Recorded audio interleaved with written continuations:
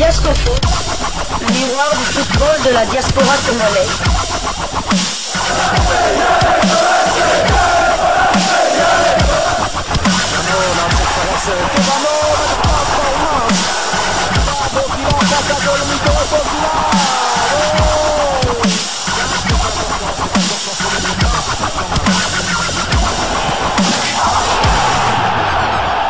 Diascofoot, le miroir du football de la diaspora congolaise. Vous êtes sur Diascofoot, le miroir du football de la diaspora congolaise. Diascofoot vous dit bonjour, tout le plaisir est pour nous de vous retrouver, mais surtout de savoir que vous êtes nombreux en train de suivre votre chaîne YouTube dédiée uniquement aux footballeurs de la diaspora congolaise.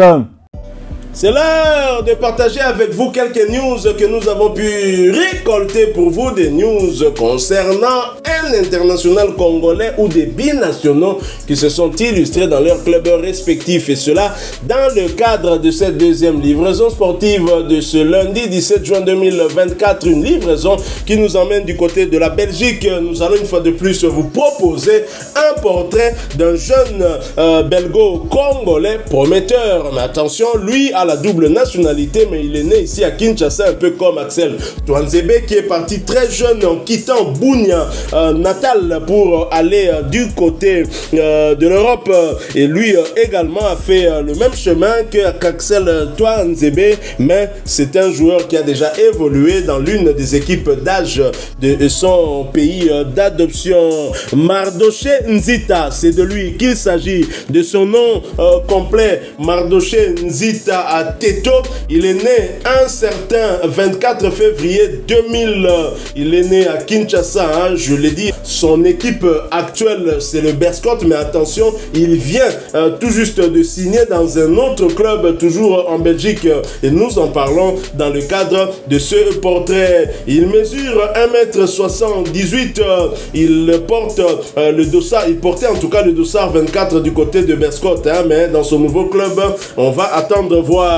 Alors, Mardoché Nzita a débuté sa carrière dans les équipes de jeunes d'Anderlecht où il a été formé et a représenté le club dans l'UEFA Youth League 2018-2019. Le 16 juillet 2019, il a signé un contrat avec le club italien de Série B et Perugia pour une durée de 3 saisons avec une option de prolongation supplémentaire d'1 an.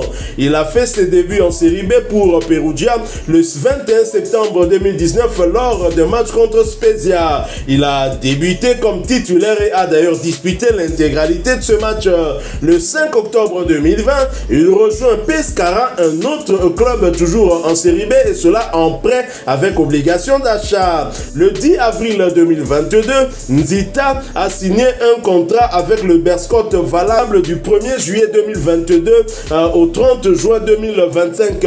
Donc jusqu'à ce jour, il était encore lié avec Berscott pour 1 an supplémentaire, mais il y a eu une opportunité qui s'est présentée et Berscott vient de libérer le joueur qui jouera la saison prochaine dans un autre club toujours en Belgique. Alors, lors de la saison 2019 à 2021 du côté de Perugia, il n'avait joué que 13 matchs pour 0 but inscrit. 2020-2021, il est prêté du côté de Pescara, 20 matchs, 0 but inscrit. 2021-2022 du côté de Pescara, toujours, hein, cette fois, il a signé 21 matchs pour 1 but inscrit, et depuis 2022 avec Berscott, il a quand même joué 44 matchs pour 5 buts inscrits. En 2017, il a joué avec les Diables Rouges U17, un seul match, 0 but inscrit. Mais le site officiel du club Sporting Charleroi, sportingcharleroi.be, nous en dit un peu plus, hein, sur l'avenir de Mardoché Nzita, qui va désormais s'écrire du côté de Charleroi. Mardoché Nzita et Zèbre, titre le média de Charleroi. Je vais donc vous lire cet article qui parle de ce mercato. Justement, il quitte Berscott pour Charleroi. Le Royal Charleroi Sporting Club est heureux d'annoncer être parvenu à un accord de transfert définitif avec Mardoché Nzita et le cas Berscott VA. Mardoché s'est alors engagé avec notre club pour une durée de 4 ans. Mardoché Nzita Keita, né le 24 février 2024 ans à Kinshasa, est un jeune latéral gauche belge. Il a été formé au RSC Anderlecht avant de quitter les U21 Mauves en juillet 2019, alors âgé de 19 ans, à destination de l'AC Perugia Calcio en Italie.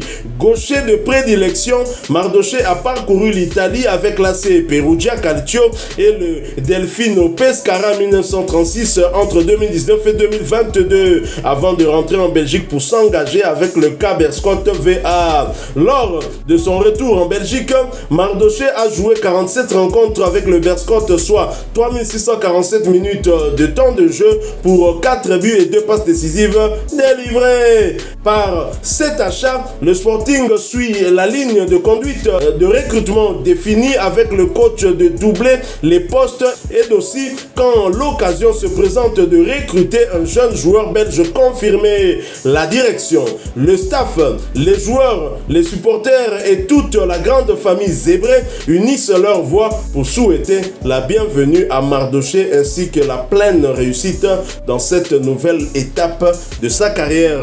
Mardoché à Charleroi, vous pensez qu'il monte d'un palier par rapport à Berscott? Oui et non, oui, parce que Charleroi est une équipe confirmée de la première division belge, et non parce que le Berscott a fini champion de deuxième division, donc le Berscott monte en première division. Donc même s'il n'y avait pas ce transfert, il aurait joué quand même en Pro League belge. Ouais, c'était un bon transfert pour lui et pourquoi pas pour la tanière. Donc on va le suivre, un gaucher qui joue arrière gauche du côté du Berscott. Donc je crois qu'il a contribué aussi à la montée avec 4 buts et 2 passes décisives à la montée de son club en première division. Berscott, ancien club de Daningombo aussi qui a joué à Charleroi, le club actuel ancien club aussi de Kansas Simba. Donc Charleroi, il y a beaucoup de Congolais qui ont joué là-bas. On parle de Daningombo, il y a eu Nesken Skebano qui a même été soulié des mêmes en étant joueur de Charleroi. En étant joueur de Charleroi, une récompense.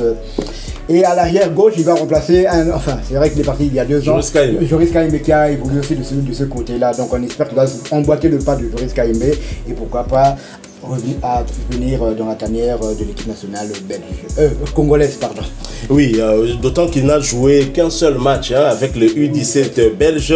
Je pense que quelque part dans sa tête, des envies de venir en République démocratique du Congo devrait en tout cas les tarauder l'esprit. Nzita, Mardoché, un nom à retenir. Et nous restons toujours dans ce compartiment défense.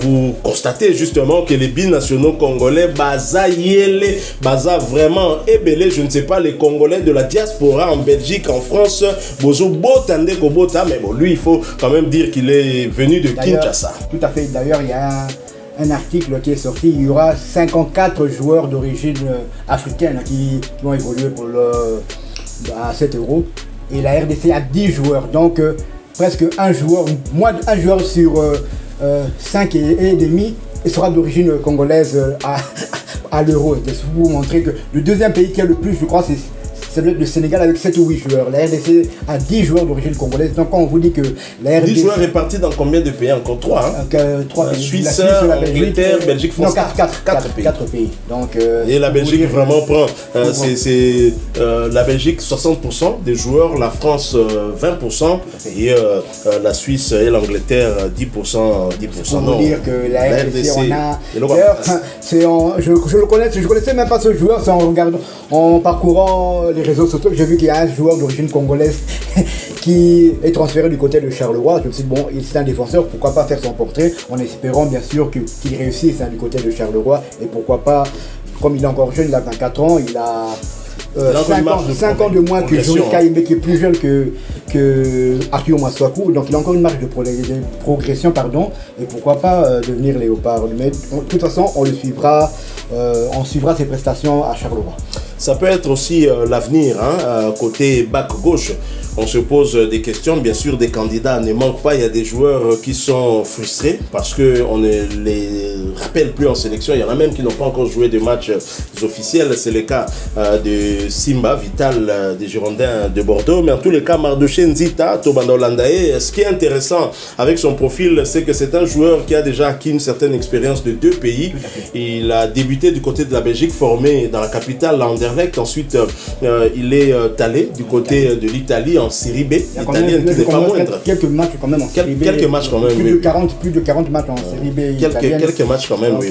Il y a quand même petite expérience. Ah oui, l'Italie lui a certainement permis de grandir et son retour à Beerschot était encore mieux hein, parce qu'on a vu que là il a joué plus de 40 matchs avec Beerschot. C'est grâce justement à ses prestations que Charleroi l'a sollicité pour les prochaines saisons. On va donc continuer à le suivre hein, et pour en savoir un peu plus bien évidemment sur son choix de nationalité sportive. On espère que ce sera la nationalité RD congolaise, mais attention, les places se vendent très très cher.